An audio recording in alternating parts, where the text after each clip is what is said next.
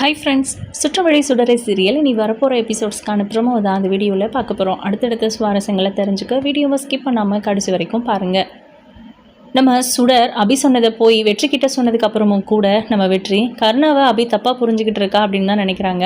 அபி எப்படி தப்பு பண்ணலையோ, அபியை எப்படி கர்ணா தப்பாக புரிஞ்சுக்கிட்டு இருக்கானோ அது போல் கர்ணாவை அபி தப்பாக புரிஞ்சுக்கிட்டு இருக்காங்க அப்படின்னு நினச்சிக்கிட்டாரு. ஆனால் இந்த விஷயத்தை அப்படியே விட்டுறக்கூடாது, நம்ம சைட்லேருந்து கண்டிப்பாக எஃபோர்ட் போடணும். யார் இதை பண்ணிவிட்டு கர்ணாவை அபி தான் பண்ணாங்கன்னு நம்ப வச்சுருப்பாங்க அப்படிங்கிறது ஒன்று. அபி மேலே பழிய போடணும்னு யார் பிளான் பண்ணியிருப்பாங்க, அப்படி என்ன அபி மேலே குரோதம், அபி மேலே ஏன் பழி போடணுங்கிற மாதிரி எக்கச்சக்க கொஸ்டின்ஸ் இருக்குது. இது எல்லாத்துக்குமே நான் தான் குற்றவாளின்னு அபி நினச்சிட்டு இருக்கா. நான் கண்ணால் பார்த்ததை முழுசாக நம்பிட்டேன், அபியை நான் நம்பியிருக்கக்கூடாது, அப்படியே நான் பொய் சாட்சி சொல்லிட்டேன், அதாவது கண்ணால் பார்த்ததை சாட்சியாக சொல்லிட்டேன் அப்படின்னாலும் கூட அதுக்கப்புறம் அபியை பார்த்து நான் பேசியிருந்திருக்கணும். அந்த கோபம் அபிக்கு இருக்கிறது நியாயம்தான், அதே கோபம் சுடருக்கும் இருக்குது. அவங்க அம்மா மாதிரி அவளும் வீம்புக்காரியாக இருக்கா. சீக்கிரமாகவே அபி எந்த தப்பும் பண்ணலைன்னு ப்ரூவ் பண்ணி வெளியே கொண்டு வந்துட்டு அவள் கூட ஒரு அழகான வாழ்க்கையை வாழணும், நான் அபி குழந்தைன்னு சந்தோஷமாக இருக்கணும் அப்படிங்கிற மாதிரிலாம் அவருக்குள்ள ஆசை எண்ணங்கள் வர ஆரம்பிச்சிடுச்சு. இதை பற்றி புலிக்குட்டி கிட்ட சொல்லும்போது அவர் ரொம்ப சந்தோஷப்படுறாரு. வெற்றி, நீ மறுபடியும் அபியை ஏற்றுக்கிட்டு நீங்கள் 3 பேரும் அபி சுடர் நீ 3 பேரும் சந்தோஷமாக வாழ்வீங்க அப்படின்னா அதை பார்த்து சந்தோஷப்படுற ஆள் நானாக தான் இருப்பேன் அப்படின்றாங்க. அமட புலி, எனக்கு யாருமே இல்லைன்னு இவ்வளவு நாள் நான் ஏங்கிட்டு இருந்தேன்ல, அந்த கடவுளாக பார்த்து எனக்கு அழகான அன்பான ஒரு குடும்பத்தை கொடுத்துருக்காரு அப்படின்றாங்க. அபியையும் குழந்தையும் தானே சொல்கிறேன் அப்படின்னு. இல்லைடா, அபியோட அண்ணன் ஃபேமிலியும் தான் சொல்கிறேன். அங்கேயுமே 2 குழந்தைங்க தம்பின்னு உயிரையே விடுற அளவுக்கு அவ்வளோ என் மேலே பாசம் காட்டுற ஒரு அக்கா மாதிரி சரளாக்கா இருக்காங்க. ஏன் அபியோட அண்ணனை கூட சும்மா சொல்லக்கூடாது, தங்கச்சிக்காக என்னன்னாலும் பண்ணக்கூடிய ஆள். அந்த மாதிரியான பாசமான அண்ணனுங்க கிடைக்கிறதெல்லாம் கொடுத்து வைக்கணும் தெரியுமா. உண்மையிலே அபி எல்லா விதத்துலையும் கொடுத்து வச்சவ, என் விஷயத்துல தான் கடவுள் அவளை ஏமாத்திட்டாரு அப்படின்றாங்க. நீயுமே நல்லவன் தான் வெற்றி, நீ தப்பாக புரிஞ்சுக்கிட்ட, மற்றபடி உண்மை என்னங்கிறத கண்டுபிடிக்கணும், அதுக்கப்புறம் கர்ணா குடும்பம் நம்ம குடும்பம்னு எல்லாரும் ஒன்றா இருக்கலாம் அப்படிங்கிற மாதிரி புலிக்குட்டி சொல்கிறாங்க. ஆனால் எனக்கு இப்போ கர்ணா மேலேயே ஒரு சந்தேகம் வந்துருச்சு. சுடரும் அபியும் இவ்வளோ ஸ்ட்ராங்காக சொல்கிறாங்கன்னா கண்டிப்பாக அதில் ஏதோ ஒரு உண்மை இருக்குது. அந்த உண்மைக்கு பின்னாடி என்ன நடந்துச்சு அப்படிங்கிறத கண்டிப்பாக நம்ம கண்டுபிடிச்சே ஆகணும் அப்படிங்கிற மாதிரி வெற்றி சொல்லிட்டு இருக்காரு. இப்போது பார்வதி ரூமில் இருக்கிற அந்த டாக்குமெண்ட் எல்லாத்தையும் எடுத்து செக் பண்ணிக்கிட்டு இருக்காங்க. யாராவது வராங்களா அப்படின்னு பார்க்க சொல்லி நம்ம புலிக்குட்டியை வெளியே அந்த கதவு ஓரமே நிற்க வச்சுருக்காரு. நிறைய டாக்குமெண்ட்ஸ்லாம் இருக்குது. அவங்க எல்லாருமே வேறு சொத்தே இல்லாமல் அந்த வீட்டை அடகு வச்சு பணம் வாங்கி அதுக்கு வட்டி கட்ட முடியாமல் வீட்டை இழந்தவங்க, அவங்களுமே கூட ஒரு வேளை எதிரியாக இருந்திருக்கலாம் அப்படிங்கிற மாதிரி நம்ம வெற்றி யோசிக்கிறாரு. அதாவது நம்ம வெற்றி கர்ணா கிட்ட கடன் வாங்கினவங்க வீட்டு பத்திரத்தையோ அவங்களோட சொத்து டாக்குமெண்ட்டையோ கொடுத்து கடன் வாங்கினவங்க திருப்பி அதை மீட்க முடியாத கோவத்திலோ வருத்தத்தில் ஏதாவது பண்ணியிருக்கலாம்ல, அபி அந்த மாதிரி பண்ணிட்டா அப்படிங்கிற மாதிரி தானே நம்ம கர்ணா நினச்சிக்கிட்டு இருக்கிறான். அந்த மாதிரி கண்டிப்பாக வேற ஒருத்தர் அந்த மாதிரி பண்ணியிருக்க வாய்ப்பு இருக்குல்ல அப்படிங்கிற மாதிரி இப்போ கூட கர்ணாவை அவர் நம்பணும்னு தான் நினைக்கிறாரு. அவர் மேலே எந்த சந்தேகமும் இப்போ வரைக்கும் முழுசாக வரலை. ஸோ கண்டிப்பாக யாரோ கர்ணாவோட எதிரிகள் வீட்டில் யாரும் இல்லாத நேரமாக பார்த்து பார்வதி அக்காவை கொன்னுட்டு அவன் போயிருக்கான், அதில் சாப்பாட்டில் ஏதோ விஷம் கலந்து கொடுத்துருக்கான், அதை சாப்பிட்டுட்டு சாகலைன்றதுனால ஒருவேளை உயிர் போகலைன்னா என்ன பண்ணுறதுங்கிற பயத்தில் தான் கத்தியால் குத்திட்டு போயிருக்கணும். அதை எதர்ச்சியாக பார்த்து பயந்து போய் பதற்றத்தில் என்ன பண்ணுறதுன்னு தெரியாமல் அபி அதை கையால் எடுத்துருக்கணும். அதனால தான் அபியை நான் தப்பாக நினச்சிட்டேன் அப்படிங்கிற மாதிரி வெற்றி நல்ல விதமாக தான் யோசிக்கிறாரு. இப்போ அந்த டாக்குமெண்ட் எல்லாத்தையும் ஃபோட்டோ எடுத்துக்கிட்டு வேறு ஏதாவது ஆதாரம் கிடைக்குதா அப்படின்னு பார்த்துட்ருக்காங்க. அப்போது பார்வதியோட ஃபோன் கிடைக்குது, அதை எடுத்து பேக்கெட்டில் வச்சுக்கிறாங்க. பட் ஃபோன்லலாம் எதுவும் இருக்கிறதுக்கு வாய்ப்பு இல்லை. அவங்களோட அதாவது அபிக்கும் பார்வதிக்கும் எந்த மாதிரியான ரிலேஷன்ஷிப் இருந்துச்சு அப்படிங்கிறது, அபி கோயிலுக்கு போயிட்டு வந்ததுன்னு அந்த விஷயங்கள் தான் இருக்கும். அவங்க பேசிக்கிறது, அவங்க எப்படியெல்லாம் பேசிக்கிட்டு இருந்தாங்க அப்படிங்கிறது அதுவுமே நம்ம பார்வதி ரெக்கார்ட் பண்ணி வச்சுருந்தா தான் இருக்கும். இப்போ பார்த்தீங்கன்னா அந்த ஃபோனை எடுத்துக்கிட்டு டாக்குமெண்ட் எல்லாத்தையும் ஃபோட்டோ எடுத்துக்கிட்டு அங்கேருந்து கிளம்புறாங்க. ஃபோனை கடையில் கொடுத்து ரெடி பண்ணணும்னு சொல்லி போயிட்டுருக்காரு. அப்போது கடையில் இருக்கிறவங்க இந்த ஃபோனை நம்ம ரெடி பண்ணணும்னு எடுத்தோம்னா இதில் டேட்டா எல்லாத்தையும் எடுக்க முடியாது, கண்டிப்பாக டேட்டாலாம் போயிடும் அப்படிங்கிற மாதிரி சொல்கிறாங்க. ஏன்னா அது பாஸ்வேர்டு இருக்குது. ஒருவேளை குழந்தையோட பிறந்தநாள் டேட்டை போட்டிருக்கலாமோ அப்படிங்கிற மாதிரி வெற்றி யோசிக்கிறாரு. நீங்கள் ஃபோனை சார்ஜ் பண்ணி ஆன் பண்ணுங்கள், நான் இதை வந்துடுறேன் அப்படின்னு புலிக்குட்டியை கூப்பிட்டுட்டு ஒரு இடத்துக்கு வராங்க. அங்கே வந்ததுக்கப்புறம் புலிக்குட்டி கேட்குறாரு, என்ன வெற்றி நமக்கு தேவையான ஆதாரங்கள் ஏதாவது கிடைச்சதா அப்படிங்கிற மாதிரி கேட்குறாங்க. இல்லைடா, அந்த ஃபோனில் ஏதாவது இருக்கான்னு பார்க்கணும், மகேஷோட பர்த்டேவையோ இல்லை கர்ணாவுக்கும் பார்வதி அக்காவுக்கும் நடந்த கல்யாண டேட்டையோ அவங்க பாஸ்வேர்டாக போட்டிருக்கிறதுக்கு வாய்ப்பு இருக்குது, அந்த மாதிரி வேணால் நான் செக் பண்ணி பார்க்குறேன், பார்த்தேன். அப்புறம் பார்வதி அக்கா அந்த வீட்டில் உயிரோடு இருக்கும்போது வேலை செஞ்சுட்டு இருந்தவங்க இருக்காங்கல்ல, அதில் ஒரு அக்காவை நான் பார்த்தேன், அவங்கள கண்டுபிடிச்சேன், அவங்க கிட்ட கேட்கணும் அன்றைக்கி என்ன நடந்துச்சுன்னு அப்படின்றாங்க. சரி ஓகே, அப்போது அவங்கள கண்டுபிடிச்சி போக வேண்டியது தானே அப்படின்னு புலிக்குட்டி கேட்கும்போது அவங்கள இங்கே வர சொல்லியிருக்கேன்னு சொல்லிட்டு வெயிட் பண்ணிட்டுருக்காங்க. இப்போ அந்த அம்மாவும் வராங்க. வந்த உடனே வாங்கக்கா எப்படி இருக்கீங்க, நல்லா இருக்கீங்களா அப்படின்னு ரொம்ப அன்பாக கேட்குறாங்க. பார்வதியோட வளர்ப்புங்கிறதுனாலையோ என்னமோ தெரியல, பார்வதி மாதிரியே நீங்கள் பேசுகிறீங்க தம்பி அப்படின்றாங்க. ஆமாம், பார்வதி அக்கா இறந்த அன்னைக்கு என்ன நடந்துச்சு அப்படிங்கிறத உங்களால் சொல்ல முடியுமா அப்படின்னு கேட்குறாங்க. அன்றைக்கி நான் நேரத்தோடைய சமையல் வேலையை முடிச்சிட்டேன், உடம்பு முடியல அப்படின்னு சொல்லி கிளம்பி வீட்டுக்கு போயிட்டேன். அதுவும் பார்வதி அம்மா கிட்ட சொல்லிட்டு தான் கிளம்புனேன் அப்படின்னு சொல்கிறாங்க. ஆனால் அன்றைக்கி என்கிட்ட அவங்க நல்ல விதமாக தான் பேசி பழகிட்டு இருந்தாங்க, அவங்களுக்குள்ள எந்த கஷ்டமோ வருத்தமோ இருந்த மாதிரி தெரியலை அப்படிங்கிற மாதிரிலாம் நல்ல விதமாக சொல்கிறாங்க. அப்புறம் என்ன நடந்திருக்கும் அப்படிங்கிற மாதிரி நம்ம பார்வதியோட கொலையை பற்றி திரும்ப திரும்ப யோசிச்சுட்டு இருக்காரு வெற்றி. அப்புறம் தம்பி மனசு கேட்கல, என்ன இருந்தாலும் ஏதோ தப்பாக இருக்குன்னு எனக்கு தோணுது. அதுக்கு மேலே எனக்கு ஒரு விஷயம் தெரியும், பட் அதை நான் உங்ககிட்ட சொன்னேன்னு தயவு செஞ்சு யார்கிட்டையும் சொல்லிடாதீங்க. அதாவது நான் தான் சொன்னேன்னு சொல்லிடாதீங்க. அந்த விஷயத்த நீங்கள் எப்படி கண்டுபிடிச்சிங்க அப்படிங்கிறது யாராவது கேட்டாங்கன்னா என் பேர் வெளியே வரும், அப்புறம் என் குடும்பத்தையே அதனால் ஆபத்து வந்துடும் அப்படின்னு சொல்கிறாங்க. சரி சொல்லுங்கக்கா, நான் ஏன் உங்களை மாட்டி விட போகிறேன், இதனால் மாட்டிக்கிட்டவங்களை வெளியே கொண்டு வர முடியுமான்னு தான் யோசிக்கிறேனே தவிர யாரையும் மாட்டி விடுறது என்னோட நோக்கம் இல்லை அப்படின்றாங்க. என்ன தம்பி, உங்களை பற்றி எனக்கு தெரியாதா, நீங்கள் எவ்வளோ நல்லவர், அந்த வீட்டிலையே அவங்க அந்த ஆளுங்கள்லையே நீங்கள் ரொம்ப ரொம்ப நல்லவர், அதனால தான் பார்வதி அம்மா உங்களை கூட பிறந்த தம்பி மாதிரி பார்த்துக்கிட்டாங்க, அவங்கள நீங்கள் அம்மா மாதிரி பார்த்தீங்க, இதெல்லாம் எனக்கு தெரியாதா என்ன அப்படிங்கிற மாதிரி கேட்குறாங்க. சரிம்மா சொல்லுங்கள் என்ன நடந்துச்சு அப்படின்னு கேட்கும்போது, அன்றைக்கி நல்லாவே தான் பேசிக்கிட்டு இருந்தாங்க, நான் நேரத்தோட கிளம்பி போயிட்டேன் உடம்பு முடியலன்னு சொல்லி, நான் அங்கேயே இருக்கேன்னு நினச்சிட்டு என் பையன் என்னை கூப்பிட்டுட்டு வர்றதுக்காக அந்த வீட்டுக்கு வந்திருக்கான். அப்போது அதாவது கருணா சாரும் பார்வதி அம்மாவும் சண்டை போட்டுட்டு இருந்திருக்காங்க, அவங்களுக்குள்ள ஏதோ பெரிய வாக்குவாதம் நடந்துட்டு இருந்திருக்கு, அதை காது கொடுத்து கேட்டிருக்கான் என் பையன். ஆனால் இதை பற்றி வேறு எங்கேயுமே சொல்லலை, என்கிட்ட சொன்னப்போ நீ எதுவும் பேசாத அப்படின்னு சொன்னேன். சரி நாளைக்கு வேலைக்கு போகும்போது பார்வதி அம்மா கிட்டே கேட்டுக்கலாம் அப்படின்னு நினச்சேன், ஆனால் அவங்க செத்த செய்தி தான் வந்துச்சு, அதுக்கப்புறம் நான் வேலையை விட்டே நின்றுட்டேன். நீங்கள் என்கிட்ட கேட்டதுக்கெல்லாம் நான் இதெல்லாம் சொல்லியிருக்க முடியும், ஆனால் கருணாவால் எங்களுக்கு எல்லாம் ஆபத்து வந்துடுமோன்னு பயந்துட்டோம் அப்படின்னு சொல்கிறாங்க. கருணாவால் உங்களுக்கு என்ன ஆபத்து வரப்போகுது அப்படின்றாங்க. பார்வதி அக்கா, அதாவது பார்வதி அம்மா கருணா சார் மேல் வச்ச பாசமோ இல்லை அந்த அன்போ அது எதுக்குமே அவர் தகுதி இல்லாதவர், அவர் ரொம்ப ரொம்ப மோசமானவர் அப்படின்னு சொல்கிறாங்க. எதை வச்சு கருணா மோசமானவன்னு சொல்கிறீங்க அப்படின்னு வெற்றி கேட்குறாரு. இதில் காரணம் வேற சொல்லணுமா, அவர் பொண்ணுங்க விஷயத்தில் தப்பானவர் கிடையாது, ஆனால் அவர் தொழில் ரீதியாக எந்த விஷயத்துலையுமே நியாயமாக நடந்துக்கல, எங்கள் வீட்டை கூட நாங்கள் அப்படி தான் இழந்தோம் தம்பி அப்படின்றாங்க. என்னக்கா சொல்கிறீங்க அப்படின்னு கேட்குறாங்க. ஆமாம் தம்பி, எங்கள் வீடு அவரால் தான் போச்சு. அப்போது பார்வதி அக்கா, அதாவது பார்வதி அம்மா எங்களுக்காக எவ்வளோ சப்போர்ட் பண்ணி அவங்க கிட்ட பேசினாங்க, அவங்க அதெல்லாம் முடியாதுன்னு சொல்லிட்டாங்க. அது எல்லாமே விடுங்க, அது எங்களுக்குன்னு மட்டும் இல்லை நிறைய பேருக்கு இந்த மாதிரி அநியாயம் பண்ணியிருக்காரு, அதனால தானே என்னமோ அவருக்கு எல்லாமே கெட்டதாக நடந்துருச்சு அப்படின்னு நினச்சிட்டு இருக்கோம். இப்போ பார்வதி அம்மாவோட தங்கச்சியவே அவர் கல்யாணம் பண்ணிக்க போகிறாருன்னு தெரிய வந்துச்சு, ஆனால் அப்படி மட்டும் ஏதாவது நடந்துச்சுன்னா கண்டிப்பாக அது ரொம்ப தப்பாயிடும் அப்படிங்கிற மாதிரி சொல்லிட்டு இருக்காங்க.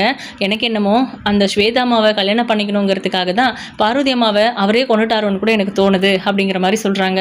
என்னம்மா சொல்கிறீங்க, இப்படியெல்லாம் கருணாவை பற்றி பேசாதீங்க, அது கருணா பார்வதி அக்கா மேலே உயிரியே வச்சுருந்தான் அப்படின்னு, அதெல்லாம் நடிப்பாக கூட இருக்கலாம்ல, உங்கள் கண்ணு முன்னாடி அது உண்மைன்னு தெரிஞ்சிருக்கும், ஆனால் நடிப்பாக இருக்கிறது கூட வாய்ப்பு இருக்குது, நம்ம கண்ணால் பார்க்குறது எல்லாமே உண்மை இல்லையே தம்பி அப்படின்னு சொல்கிறாங்க. இது என்னோட கணிப்பு தான், மற்றபடி அதுதான் உண்மைன்னு நான் சொல்லலை. உங்கள் பார்வையில் உங்கள் மனைவி கொலை பண்ணியிருக்காங்க, ஆனால் என் பார்வையில் கருணா சார் தான் கொலை பண்ணியிருக்கணும், மற்றபடி வேறு யாருமே அந்த புண்ணியவதிக்கு துரோகம் நினைக்க மாட்டாங்க. அவங்க வேறு யாராவது கெட்டதே நினைக்கணும்னு நினச்சா கூட அவங்க முகத்தை பார்த்தா அப்படியே சாந்தமாக மாறிடுவாங்க, அந்த அளவுக்கு அவங்க தங்கமானவங்க. அவங்க வீட்டில் நான் 8 வருஷமாக வேலை செஞ்சுருக்கேன். கருணா சாருக்கு கல்யாணமாகி அந்த குழந்தை பிறக்கிற வரைக்கும் அவங்க அம்மா வீட்டுக்கு கூட போனதில்லை, குழந்தை பிறந்த சமயத்தில் கூட அவங்க அம்மா தான் இங்கே பார்த்துக்கிட்டாங்க.